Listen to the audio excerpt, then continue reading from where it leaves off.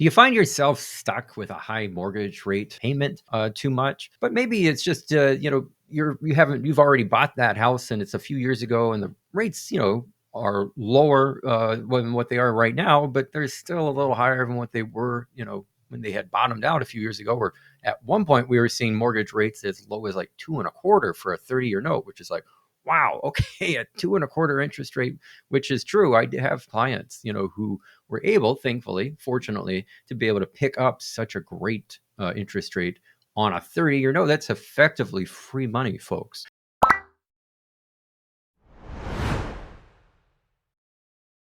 Well, that's not the situation we find ourselves in right now. In fact, actually, rates are around 6.8, 6.9, and maybe in your situation might be in the low sevens, depending on your credit report and that loan to value balance.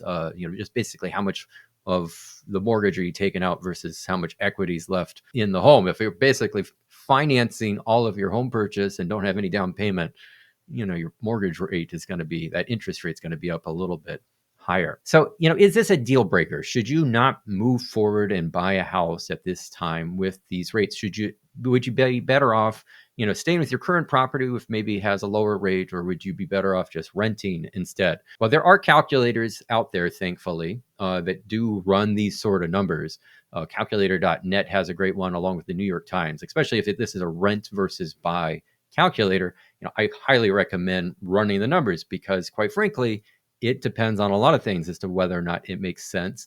Higher mortgage rates do make it more difficult for there to be a break even or for it to make sense. But, everything comes down to the numbers. If the numbers still fall together correctly, then even buying in the higher with higher rates may not be a bad deal or a bad thing to do. But maybe more to the point, these rates, are cyclical, which means they're going to change. This is not a permanent rate. Now, it'd be a permanent rate in that you might come in and get a 30-year fixed note. And, if you kind of just tune out and don't pay any more attention for the rest of your life and just keep making those payments, then, well, that rate stays the same over the course of the 30-year repayment. You would be stuck with that. But, rates go up and down depending on just how steamy the economy is and just how much supply and demand there are for various things. And so, right now, the Fed, who has a governing influence and all that, is trying to make sure the economy doesn't get too steamy, because the steamier it gets, usually the greater competition we have for goods and resources, which means the pushing of prices tends to go up. So we have to deal with inflation. So the Fed wants to kind of discourage economic activity in inflationary environments, and they do that by having higher rates. And what that means then is, you're dealing with higher mortgage rates usually, although mortgage rates aren't tend directly so much to the Fed as much as they are to the 10-year Treasury bond yield. Not an expert as to the differences with all that, so I won't go into more detail, but all that to say is they do kind of all work together in this. The point being is that, with higher mortgage interest rates, people are a little less hesitant maybe to make the purchase, which is kind of, again, the point with the Fed. They kind of want people a little bit less inclined to pursuing all these economic transactions, because it's a way to, slow the economy down and allow inflation to fall as a result. Now, that's rather simplified. I'm not an expert in these things, so certainly if you want to go and read into more of this, go right ahead. But that's the general gist of the matter, if you will. So then the question is like, is it a bad idea to go and get a mortgage at this time? Or are you just being dumb with your money? And I would say no. It's not. We should run the numbers, because it could be a bad idea, but it's definitely not a bad idea inherently to do it right now. Part of the reason or the thinking behind that is like, look, current rates are not permanent.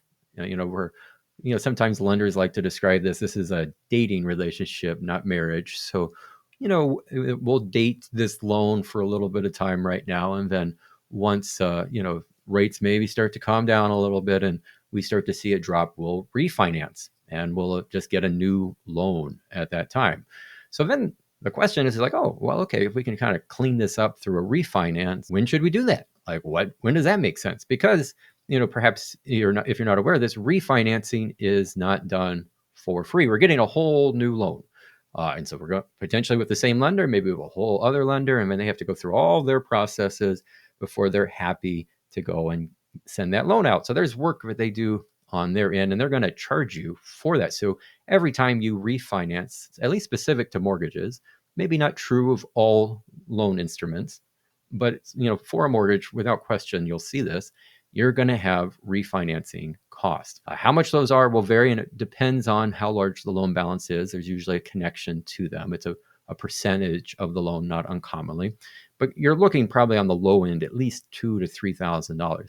It really depends on what the lender is wanting to do. Some of them are so happy and eager to get that business, they are willing to lower the cut the cost out of the deal, and then you don't have to pay them because they want your business. But I would say on average, you're probably looking at $2,000 to $3,000 in refinance costs you've got to incur. So that either is something you pay out of pocket, or probably most commonly gets added onto the loan balance, and now it just increases what you owe by that much more. So when would you refinance, and how often would you refinance? Well, the rule of thumb on this is roughly 1%.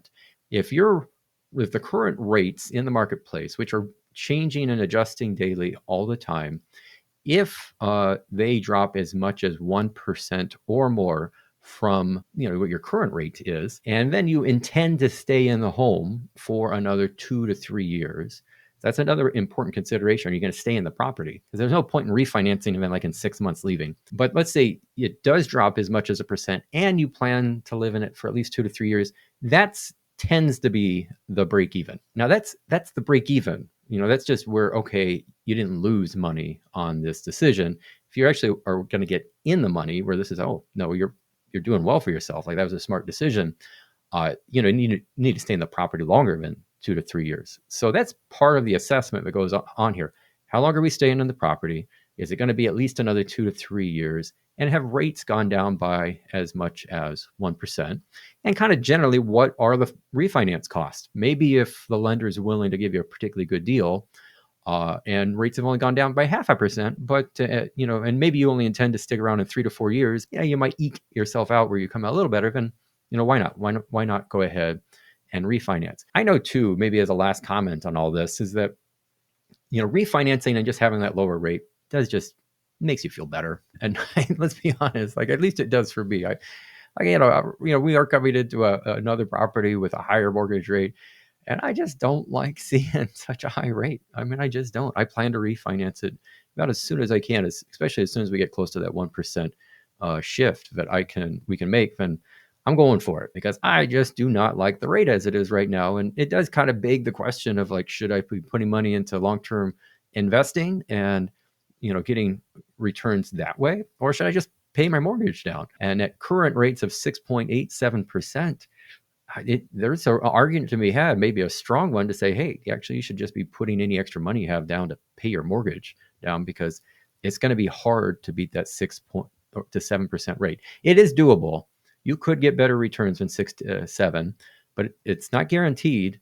And you're probably not going to get a whole lot better returns, at least on average. Now, if we're maybe really aggressive in our investment allocation, or we've got, better deals coming your way, you can certainly do better than 6 to 7.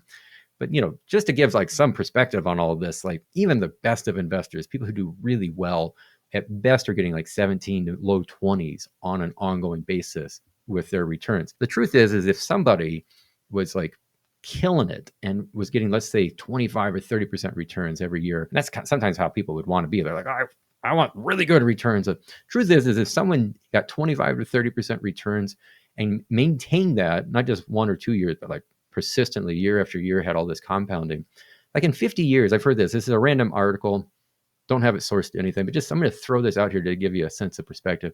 They suggest that in a person's lifetime, if that was all the returns you could generate, you could own the economy, like the global economy, like that. You would own everything. So, like, the point being, it's like, the scope, the ceiling of just what's really good returns would certainly probably, well, upper 20s would certainly be it, in terms of being just realistic. But even that, like over a lifetime, would start to become so massive that you would own everything if you could, persist, which isn't, that's not going to happen. So like, okay, if 30 is like, the absolute best, and then maybe you're getting 15, which would be really still quite good. 6 to 7, where does that stand? Yeah, it's not great. Like, I mean, those are returns I think we can manage in a typical portfolio. But then if that's what you're paying with your mortgage interest, it's like, okay. But, we have this question of what to do with those rates. And so psychologically, I think it makes sense to turn around and refinance, especially if your aspirations are to be in the home for a long time. You see this, let's call it your forever home. And, 2 to 3 years, like, unless something significant happens in my life, yeah, absolutely, we're going to be there that long. And, we have then maybe it's just one final consideration in all of this is that, look, when to refinance, because maybe rates have dropped by as much as 1%, but is that the bottom, or are they going to drop more? And so, like, knowing when to lock in. Look, there is no one who knows the bottom. Like, we just don't. Nobody knows about. Everyone guesses is what the bottom is, but whether or not they're actually right about that is, well, some are going to be right, some aren't. Even a broken clock, as they say, is right 2 times a day. So people guess what the bottom is, and sure enough, some of those people will eventually be right. Yep, I called the bottom. The truth is, we don't really know what the bottom is for anything. We find out about it looking back historically and be like, oh, okay, that looks to have been the bottom because, that's what we see now. So you have the possibility that even once rates drop 1%, you got to kind of gauge, do we think they're going to drop a little more, or is now a good time? Can we try to get it down further? I don't know. Personally, just because, as it goes down, it tends to be volatile. And so you're going to have your ups and downs. And it's just like, how do you manage that? Personally, I don't manage that particularly well. If we can get it where we've locked in at 1%, I'm going for it. Let's go ahead and get that baby refinanced. And then we'll just keep stair stepping this thing on down. Like, if it drops another full percent, and let's say it does that even in just 6 months, I'm refinancing again. Now, am I potentially losing money if I refinance that frequently? Yes, you would, because again, the break even is maybe 2 to 3 years. But what the heck? I mean, we're talking a few $1,000s normally. You're not always going to win on your financial decisions. There is something to be said for peace of mind and nominally seeing something that feels like a win. I don't have issues with it. So I'd like to turn around and lock my rates in. And then I don't expect rates to drop a whole bunch. It seems that maybe it's a 1% drop over the course of 12 months. It's not likely that there's going to be this precipitous fall where they just go to nothing. Pretty unlikely to happen. All that to say is I don't think this has to be perfect. I also don't expect there to be a significant drop in rates. I think it's more likely to see a significant increase in rates, which we did see a few years ago, where in a single year, rates went up by as much as 4%. But that was ultimately in response to a lot of inflationary factors. It's much more likely for things to shoot up rather quickly, but then come down rather slowly. And so that's what I'm expecting here. So as we're expecting rates to drop, refinance every time I think it drops by 1%. Could you lose out with that strategy? Absolutely. But, there's something to be said with just having a peace of mind that, hey, my rate's getting down lower and lower. And when I look at my mortgage statement and I see that rate at a lower amount, you just feel better. And is that a little irrational and a little silly perhaps in your decision making? Absolutely, it is. It is irrational and a little silly decision making. But sometimes we do have to just do things that make us feel good, and I don't think there's anything wrong with that, because we all have to be able to sleep at night, and that's an important consideration. And money in itself will not make you sleep at night. Feeling good will help you sleep at night, and so maybe a best use of your money is to lose a little bit of it so that you can sleep well at night. All right, that's my take on mortgage rates and how to handle, the expected decrease of them over time. It will take place. When it takes place, you might even know better than I would. It will happen. We're just going to kind of wait and see it out, and then take action as it happens, which is what all we can do, anyways. Okay, folks, be sure to subscribe to the channel. Follow us on LinkedIn, social media, and sign up for our newsletter. Love to have you there. Great I really appreciate you listening. Super honored and touched by that, genuinely. And looking forward to connecting with you again here soon in another video.